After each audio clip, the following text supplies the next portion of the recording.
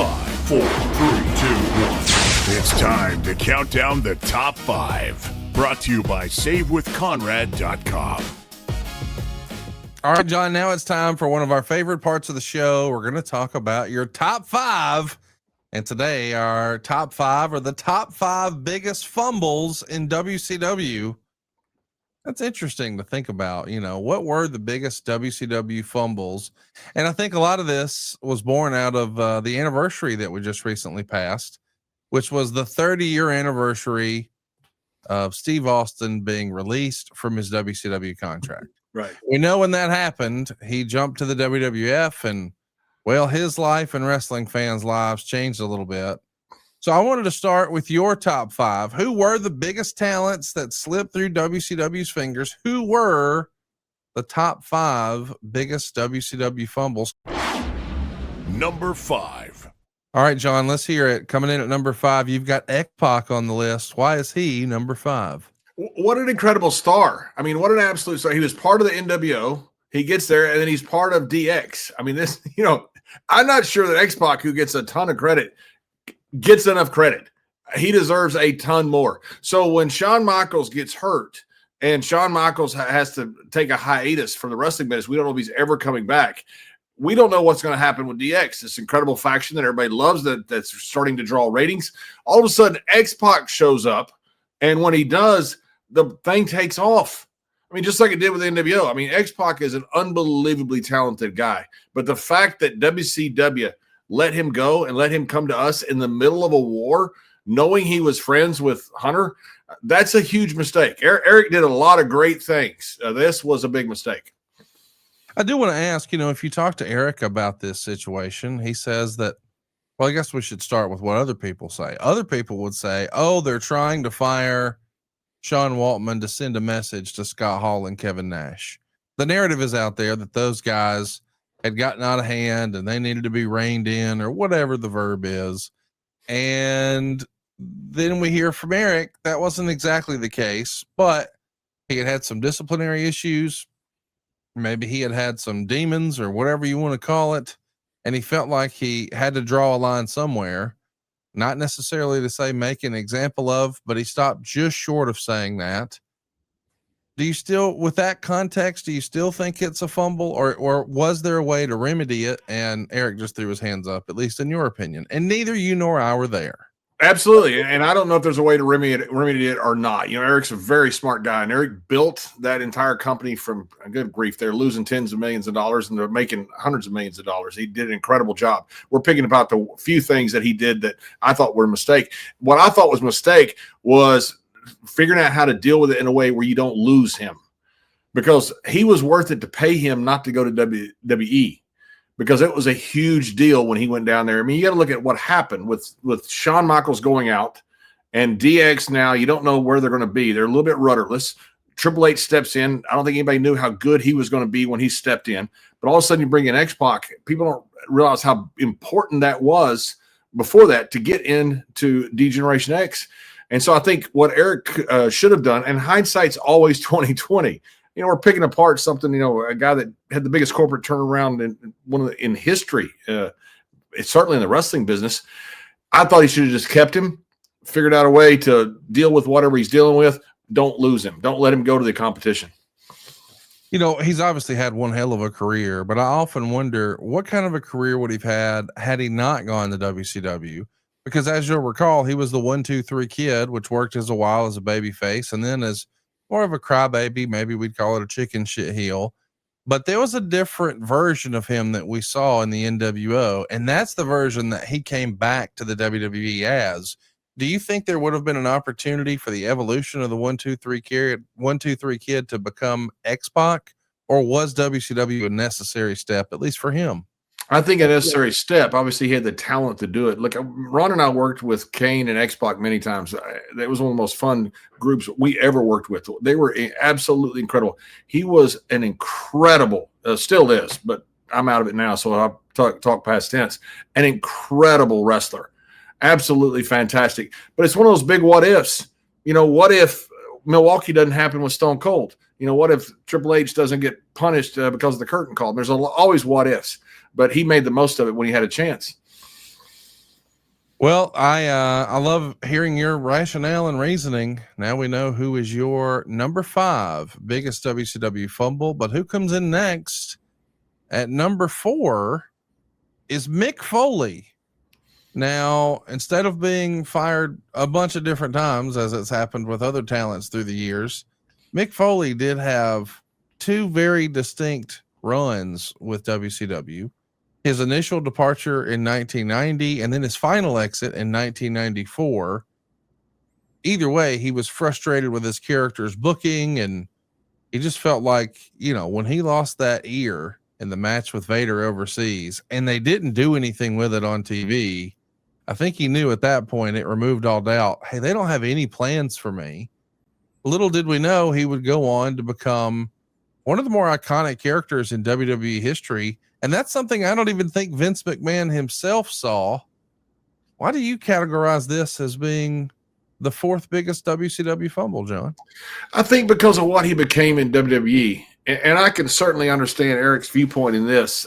He didn't see it. And I'm not sure Vince McMahon saw it. I don't think they realized how talented Mick Foley was. He entered the Royal Rumble in 3 different characters. I don't think anybody saw that then. They just saw Cactus Jack and they thought maybe it was one-dimensional or whatever they thought. I don't think they realized the depth of Mick Foley. And, I don't think that's as big a fumble as it is. The result of it makes it look back and go, man, what a big fumble that was. I can understand their rationale at the time, but this was a huge deal for WWE. I mean, him and Rock drew incredible ratings during the Monday Night Raw wars. And it was a huge part of us being able to overcome WCW was Mick Foley. It sure is interesting to think, all the talent they had at one point, but when you think about the great matches that he had in WCW, we're talking about Mick Foley as Cactus Jack, and he was an incredible opponent for Sting. He had unbelievable matches with Vader. It just felt like, I don't know, a missed opportunity. Do you think that was more? Because the thing is, I'd love to be critical of anybody in particular in WCW, but even Vince McMahon himself, I don't think saw it. As the story goes, JR was basically begging, give this guy a shot. And as the famous story goes, Vince said something like, that's fine, but cover his face up, put him in a mask. And Mankind, he made it work. Like he's probably one of, if not the biggest sleeper in the history of wrestling that promoters just seemingly didn't get on a national level. Yeah, and especially on a national level. I mean, you didn't have. Come look at what he's competing against as far as the stars. I mean, you look at guys like Luger, look at guys like Sting, look at guys like Hogan. Look at all these incredible bodies that were out there, and the guys that weren't were big. Just big animals. I mean, look at a guy like Vader or a guy like Diesel. Who had a great body, but it was huge. He is completely different from everybody. And I just don't think promoters saw it. They don't realize how entertaining he was. I mean, Mick could do anything. The rating numbers he drew were incredible that he did. And I don't think you're right. I don't think Vince McMahon saw it. I don't think Eric Bischoff saw it. I don't think hardly anybody saw it except for Mick. I love his story. And I do think he's probably one of the more unsung heroes in wrestling. But I have to ask, do you think he becomes the megastar he is in WWE without stopping off in ECW? Not saying that he was never worthy of going to WWE, but I'm curious, do you think any of the character work and the long form promos, the serious promos, he was able to sort of, I don't know, color outside the lines a little bit in ECW? And do you think that perhaps caught the eye of maybe Bruce or Jim Cornette or even Vince himself? I don't know if it caught the eye because I don't think Stone Cold caught their eye in ECW. Stone Cold goes down there. He's cutting these hellacious promos. Ron Simmons was down there cutting great promos. Foley is too. I mean, Paul Lee really did a great job of these guys of letting them be themselves and helping them, bring out what's inside of them. That would have never happened in WCW. It would have never happened in WWE either. That ECW step was a huge part of a lot of these guys' transitions. And then all of a sudden when we get them and the business is changing to the Attitude Era of a more realistic era, when you love promos like that, these guys had it and they were able to bring that back out. But you're right. A lot of that came from ECW. And without that, I don't think these guys are the mega stars that they are. Well, let's keep it going, man. We're breaking down John's 5 biggest WCW fumbles. Coming up next, we've got number 3, and we're going outside the ring to ringside. Jim Ross is number 3 on your list. I'll admit, John, I was surprised to see this one on your list. It would have never occurred to me to think outside the ring. Why does JR land at number 3 for you? Because he was the voice of the Attitude Era. And he was so good. I mean, you talk to people that listen to the Attitude Era, they all talk about Jim Ross and Jerry Lawler. And Godspeed to Jerry Lawler right now. He's having some health issues. Wonderful human being. But JR was the voice of WWE and the voice of the Attitude Era. I mean, he just had a different feel about him. He had a big game feel. He had a sports type feel. He had all those crazy, hokey, which I understood all of them, Southern sayings. He was just perfect for the Attitude Era. And if he hadn't come down there, I don't know who we'd have found. I don't know. Play-by-play guys are very rare. You look at how many play-by-play guys have made it in the last 40 years. You probably count on one hand, maybe 6 or 7, but it's not many. I mean, they're very, very few, and they're very, very rare. And he was one of them. And he was a huge part of the Attitude Era because of that. Obviously we're going to sort of fantasy book here, but if JR wasn't behind the desk during the Attitude Era, who do you think would have been in that spot? Not who could have done as well. I don't think we can really honestly answer that, but just literally what other body would have sat in that chair, do you think? That's interesting because we didn't have anybody because Gorilla was starting to retire. Right. All we had was Vince, and then we had Gorilla, and that was pretty much it. And Gordon Soley wasn't coming up. Lance Russell was certainly not coming up. And I don't know, Tony Schiavone was the other guy that's out there. And I don't know who that was out there that could have done it because there was no other play-by-play guy during that era that really stuck his head out. Joey Styles did a great job with ECW. So I don't know. I don't know who it would have been. It would have been WWE would have had a real dilemma if they didn't have JR. We know Lord Alfred Hayes was out of there by then, and he was always really more of a color guy. And we know that Gorilla was winding things down. Vince is going to remove himself from being on air, I think, in 97. Kevin Kelly, is he the only other answer? Maybe. And that might be it. Yes, that was the only other one out there. The only play-by-play out there guy out there was very good. Kevin is very good. So that's the only other one I think that could have done it. Cole came along later. Vince probably would have stayed longer during that time. Vince could have stepped back, which was a huge thing for WWE. Another reason getting JR was so important because it allowed Vince to step back from commentary to just go back to the Gorilla position and do the whole show and run the company and not have to worry about commentary, which was a big deal for our company. There aren't many guys out there. I mean, literally, you look at how many play-by-play guys there are in the history of wrestling. There aren't many. It's a tough job. I was talking to Corey Graves about it, who I think is doing an excellent job right now down at AAA. And, the idea of a play-by-play guy, it's so different from sport because you're part of a show. And a lot of guys never get that because a play-by-play guy is a step behind the action instead of a step ahead in sports. And that's a real hard dynamic for a lot of guys to swallow and be able to do. It takes putting your ego into the show and not into yourself because at times you're going to look stupid. And you say, oh, who is that? It's the Undertaker. You've seen him for 52 straight weeks, but if you give it away, you rob the audience of what they themselves will reveal. And so you stand a step behind the action most of the time. That's a hard thing to do. It's a hard mindset for a lot of guys to get into. I love hearing the way you talk about wrestling. I can't wait to hear who is your number 2 on the top 5 biggest WCW fumbles. John, is this right? You've got Steve Austin at number 2. I just assumed he would be number 1. He is the inspiration for this list. We just passed the 30-year anniversary of him getting his walking papers famously by FedEx. Before we talk about that and why he's in this spot at number 2, have you heard the FedEx story and was it offensive to you? I've heard some guys say, oh, it's disrespectful. And other guys would say, hey man, save me a trip. If you're letting me go, I don't want to have to fly to you to get fired. What say you? Yeah, I've been fired before, and I've been told, "Hey, we're not going to use you going forward. But once you come in and talk to us, no, I'm not coming in to talk to you. If one of the result of that is that I'm not coming back going forward. No, you can send me a FedEx all day.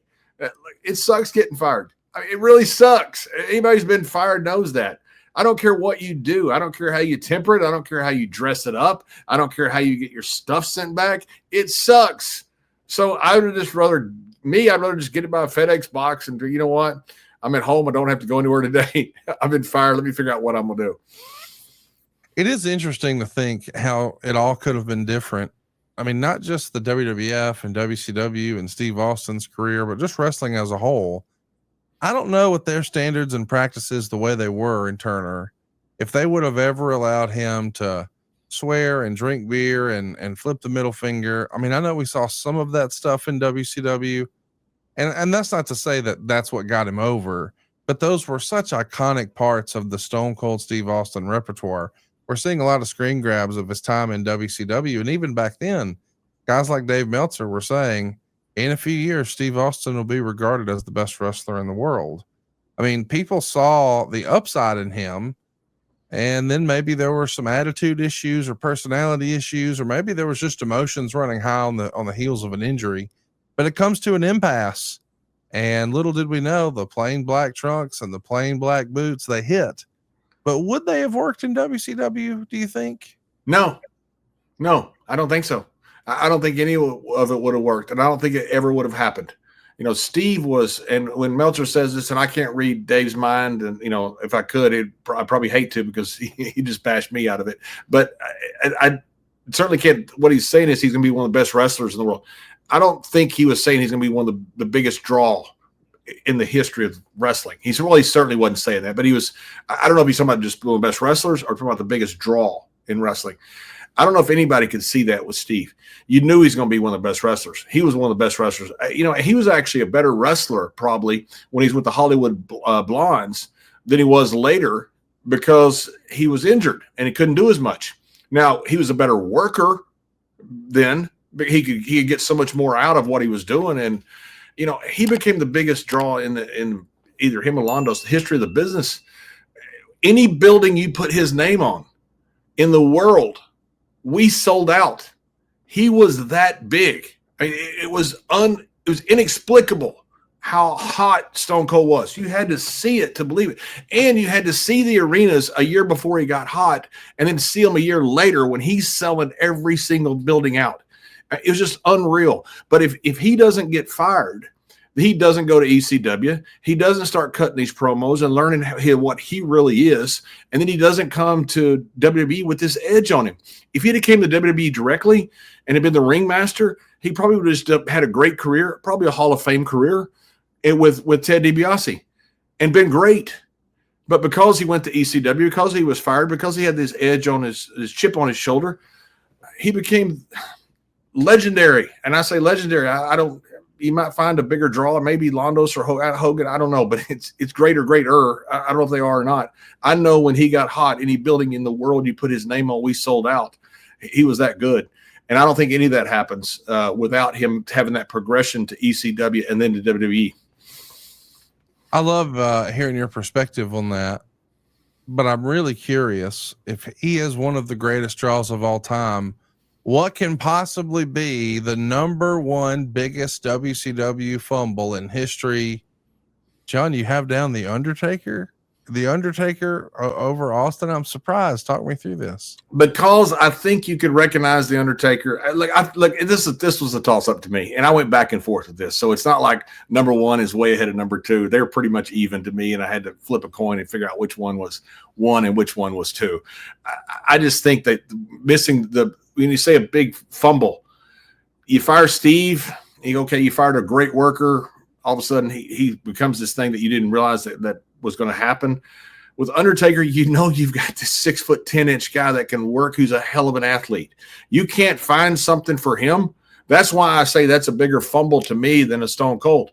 When you've got a guy can work, who's a big, tough guy, who carries himself like a champion, even when he was Mean Mark, and you say that this guy can't draw money, which is what Ole Anderson said, which one of the most buffoon comments of all time. You can't find something for him. That's why I think that's the biggest fumble in WCW's history. There's no doubt that these are all fumbles. I mean, who would have ever guessed that The Undertaker would have actually been maybe one of the first Paul Heyman guys? Mm-hmm. Those guys were an act in WCW as Mean Mark Callus and Paulie Dangerously. And who would have ever guessed that their careers would turn out the way they did? And I think really on some level, everybody had to take a look at that zombie character that The Undertaker was, whatever he was, and think this has a shelf life. I don't think anybody guesses that any one performer could make that gimmick work for a decade, much less more than two, right?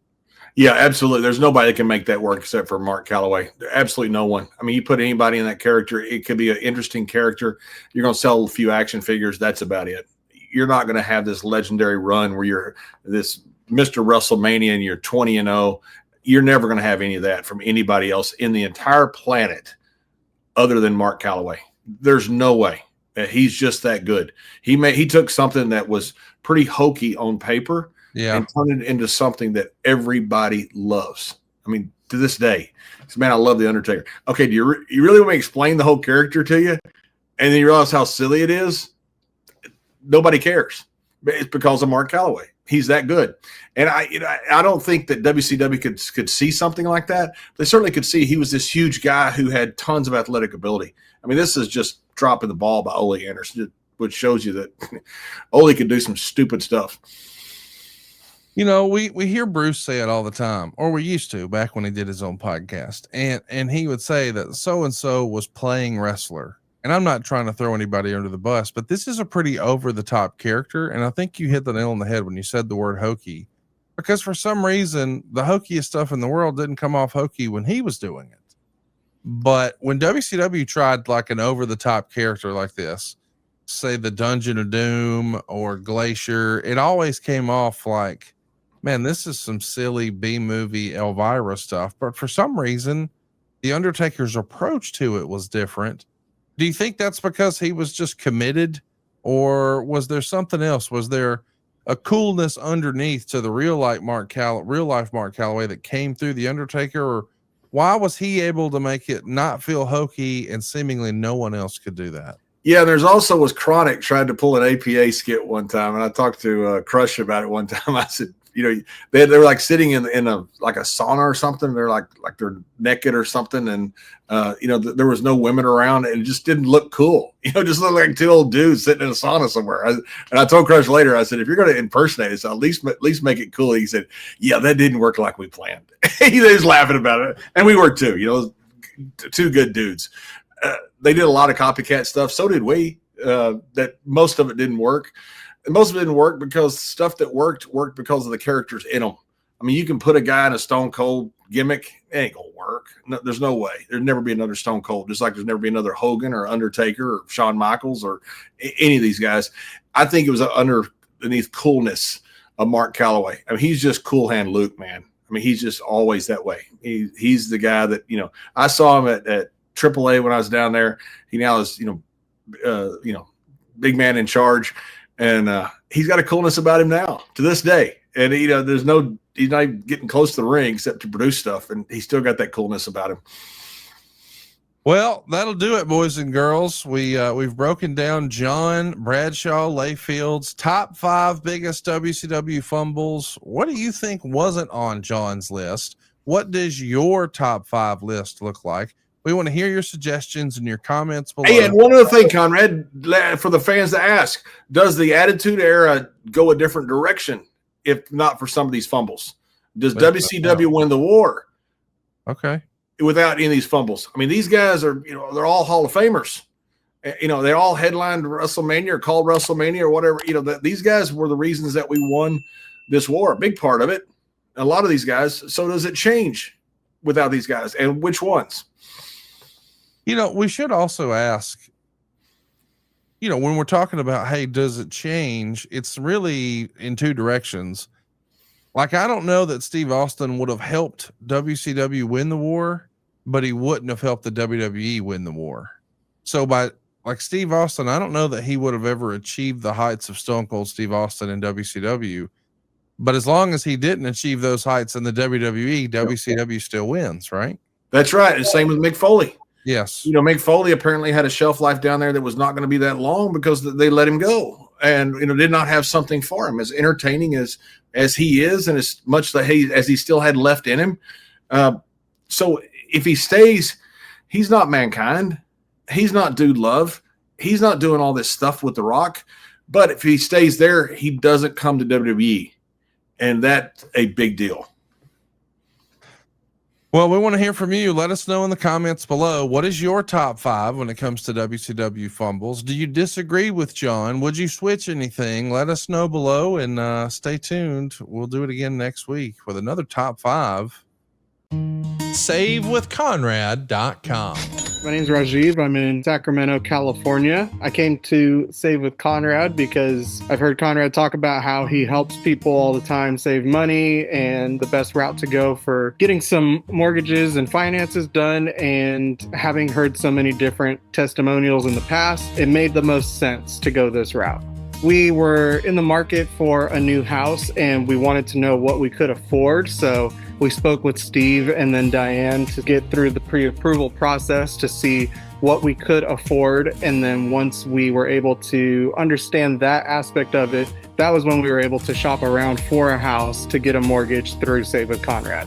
Everybody on the team was great. Everybody really explained everything fully to where it was more in like layman's terms to where I could understand it as someone not in the business or having shopped around for houses too many times. So being able to understand every step of the process and talking with everyone on the team about that was really, really helpful. And it made me feel really confident that I was going the right route.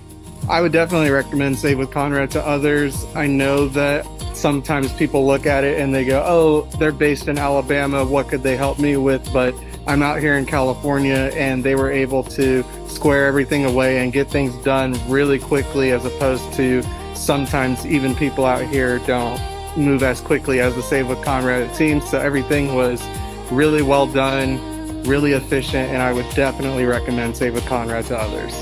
My name is Rajiv. I'm in Sacramento, California, and I was able to get into my dream home with SaveWithConrad.com. That's number 2129, Equal Housing Lender. SaveWithConrad.com.